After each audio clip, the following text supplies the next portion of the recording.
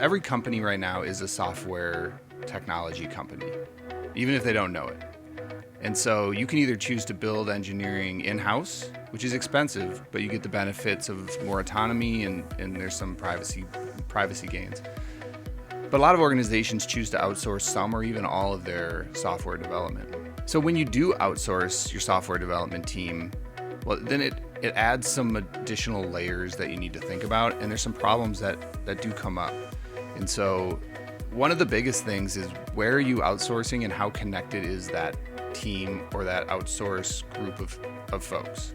A lot of times they're in a different time zone. They can be from a different culture, so you have some language barriers, and it really becomes hard to stay aligned.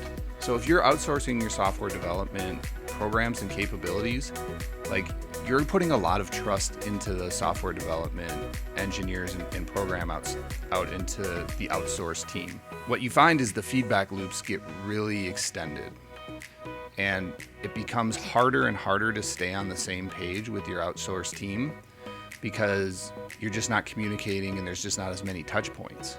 One thing I think about with outsourced development teams is you might have somebody that's sitting next to you, and if they have a problem, they can tap you on the shoulder and ask you a clarifying question, and that gets done. But if your outsourced team is in a different time zone and they have that problem, best case, they send you an email and you get it 24 hours later, and that may stop them from actually making progress on the initiative.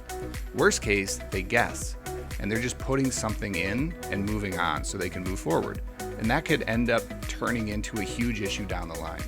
And so it's weird to think about, but the ability to quickly ask for clarification could actually be a huge cost savings for you down the line.